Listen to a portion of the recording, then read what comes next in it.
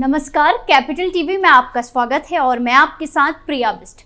अयोध्या में रामलला विराजमान होने वाले हैं और वो तारीख बहुत जल्द नजदीक है, जो है 22 जनवरी 2024। ये इतिहास के पन्नों में सुनहरे अक्षरों से दर्ज की जाएगी। लेकिन इन सुनहरी तारीख के लिए कई बार अयोध्या की गलियां लाल हुई हैं। कई लोगों ने अपना बलिदान दिया है, तब जाकर ये पल आया है। तो आज हमारे खास शो में अयोध्या के इतिहास में से कुछ किस्सों का जिक्र करेंगे और जानते हैं क्यों हमें राम मंदिर की प्राण प्रतिष्ठा पर गर्व करना चाहिए।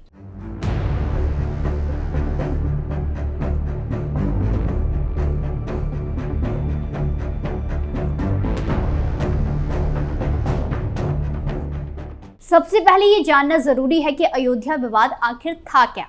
अयोध्या में लगभग 5000 मंदिर हैं। इसमें 95% मंदिर सीताराम के हैं।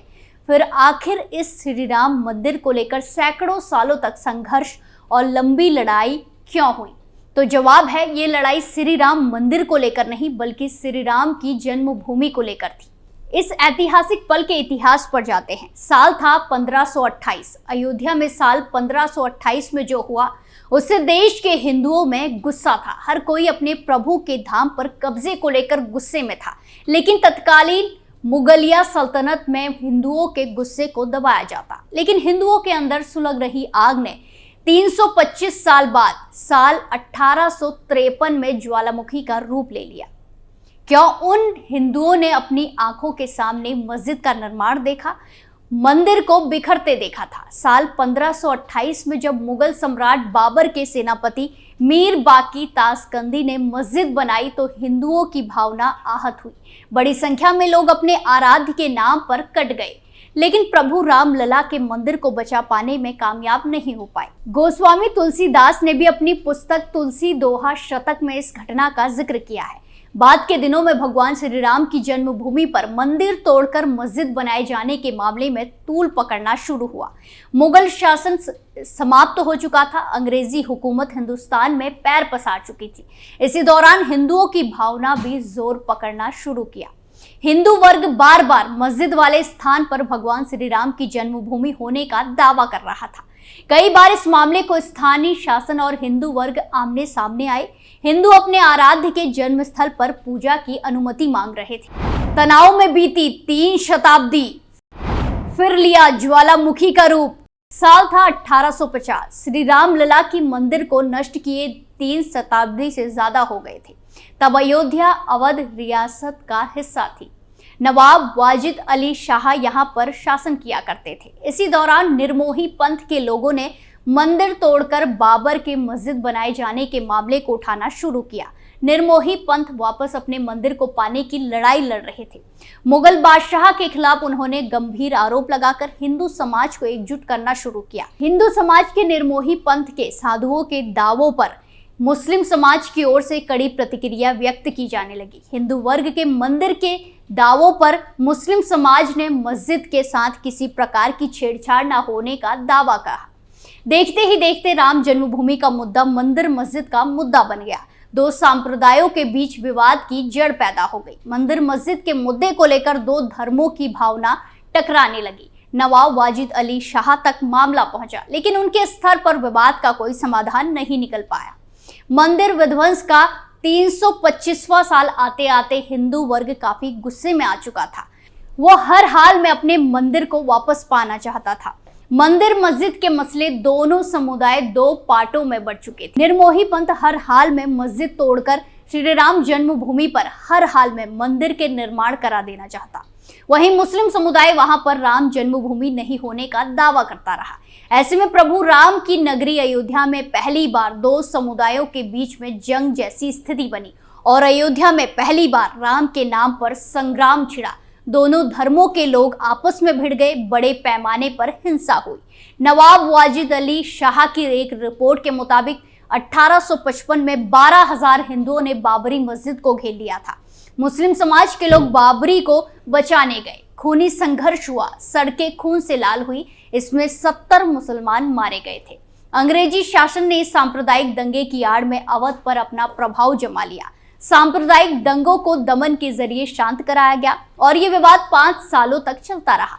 अयोध्या राम जन्मभूमि को लेकर 1853 के पहले दंगे की शुरुआत के बाद 5 सालों तक अयोध्या सुलगती रही। अयोध्या का एक बड़ा वर्ग इस आंदोलन का नेतृत्व करता रहा, लेकिन नवाब की फौज और अंग्रेजी हुकूमत की क्रूरता के आगे उनकी एक नहीं चली। लेकिन निर्मोही पंथ किसी भी स्थिति में राम जन्मभूमि पर दावा छोड़ने को तैयार नहीं था। उनका आंदोलन लगातार जारी रहा। आखिरकार अंग्रेजी सरकार ने मंदिर मस्जिद विवाद पर साल 1859 में बड़ा निर्णय लिया। श्री राम की जन्मभूमि पर पहली बार तार के बार लगवा दिए गए। जन्मभूमि को 2 हिस्सों में बांट दिया गया। श्री राम जन्मभूमि पर लगे तार। 2 हिस्सों में बटी राम जन्मभूमि, जहां साल 1859 में मस्जिद के भीतर का हिस्सा मुस्लिम को दे दिया गया, वहीं बाहरी हिस्से में हिंदुओं को पूजा करने का अधिकार दिया गया। हालांकि हिंदू साधु लगातार बाबरी मस्जिद के मुख्य गुंबद के नीचे प्रभु श्री राम की जन्मभूमि होने का दावा करते रहे। लेकिन यहाँ पर खास बात यह है कि 1853 से 1859 के बीच 1857 का दौर भी आया। पहली बार अंग्रेजी सरकार के खिलाफ बगावत का बिगुल फूंका गया था। गोलियों में गौवंश और सुअर की चर्बी के इस्तेमाल के मसले पर सिपाहियों ने बंदूकों के इस्तेमाल से इनकार किया। इस पर विवाद गहरा गया। हालांकि अंग्रेजी सरकार ने पहले सिपाही विरोध को कुचला, इसके बाद सांप्रदायिक विवाद की जड़ बनते मंदिर मस्जिद मुद्दे को बंटवारे के जरिए सुलझाने की कोशिश की। लेकिन हिंदुओं को ये कहाँ मंजूर था। वो तो अपने आराध्य की जगह को वापस पाने को किसी भी स्थिति में जाने को तैयार थे। देश में आजादी की लड़ाई शुरू हो गई थी। मुगल कालीन गुलामी के प्रतीक बाबरी मस्जिद से भी आजादी के नारे बुलंद होने लगे। 20वीं सदी की शुरुआत हो चुकी थी। हिंदुओं को आधार बनाकर राष्ट्र स्वयंसेवक संघ और मुस्लिम लीग का गठन हो चुका था। अंग्रेज बांटो और राज करो की नीति के तहत दोनों समुदाय की खाई को गहरी करने में कोई कसर नहीं छोड़ रहे थे। विवादित मुद्दों को हवा देकर आजादी की लड़ाई की राह को भी भटकाने की कोशिश हो रही थी। लेकिन आस्था के मसले पर कोई भी पक्ष पीछे हटने को तैयार नहीं था। फिर 1934 आते आते एक बार फिर हिंदुओं का गुस्सा चरम पर था। जहां साल 1934 में हिंदुओं की भीड़ बाबरी मस्जिद तक पहुंची, विवादित ढांचे को घेर लिया गया। इस बार अंग्रेजी हुकूमत का कोई जोर नहीं चल पाया। हिंदुओं ने बाबरी मस्जिद के तीनों गुंबद तोड़ दिए। इसके बाद हिंदुओं को बल का प्रयोग करते हुए खदेड़ा गया। हालांकि बाद में फैजाबाद डीएम ने बाबरी के तीनों गुंबदों का पुनर्निर्माण कराया। इस घटना ने हिंदुओं को एक प्रकार से जोड़ा। मंदिर मस्जिद का आंदोलन घर घर तक पहुंचा। हालांकि इसके बाद आजादी की जंग ने धर्म के इस मुद्दे को कुछ सालों के लिए शांत कर दिया था, लेकिन वक्त के साथ ये मुद्दा फिर से उठा। 23 दिसंबर साल 1949 को विवादित ढांचे में रामलला की मूर्ति मिली थी। हिंदू पक्ष का कहना था कि राम प्रकट हुए हैं, जबकि मुस्लिमों ने आरोप लगाया था कि किसी ने रातों रात मूर्तियां रख दी। इसके बाद इसे विवादित ढांचा मानकर ताला लगवा दिया गया था। साल 1950 में फैजाबाद सिविल कोर्ट में 2 याचिका दाखिल की गई। पहली याचिका में गोपाल सिंह विशारद ने पूजा के अधिकार को लेकर अर्जी दाखिल की, तो दूसरी याचिका में विवादित ढांचे में भगवान राम की मूर्ति रखे रहने की इजाजत मांगी गई। साल 1968 निर्मोही अखाड़ा ने तीसरी याचिका दाखिल कर रामलला स्थान का अधिकार मांगा। उन्होंने अपनी दलील में कहा था कि विवादित ढांचे का आंतरिक और बाहरी अहाता भगवान राम की जन्मभूमि के रूप में मान्य है। हम उनके सेवायत हैं, ऐसे में हमें ये अधिकार सदियों से प्राप्त है। और अयोध्या की भूमि पर राम मंदिर और बाबरी मस्जिद को लेकर सालों चला विवाद ऐसे ही चलता रहा। कई सुनवाई हुई, कई याचिका दायर की गई, कई याचिका खारिज भी हुई, जिसके बाद 9 नवंबर 2019 को सुप्रीम कोर्ट के 5 जजों की बेंच ने राम मंदिर के पक्ष में फैसला सुनाया। फैसले के 5 साल के बाद रामलला का भव्य मंदिर बनकर तैयार है, जिस पर 22 जनवरी 2024 को रामलला की प्राण प्रतिष्ठा की जाएगी। इसे लेकर तैयारियां जोरों शोरों से चल रही है। रामलला अपने भव्य मंदिर के गर्भगृह में विराजमान होंगे।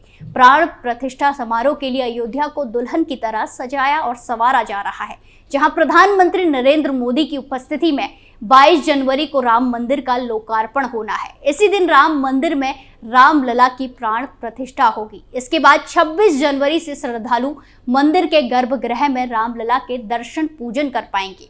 इसे लेकर देश और दुनिया के अलग अलग देशों में रहने वाले राम भक्तों में खासा उत्साह है।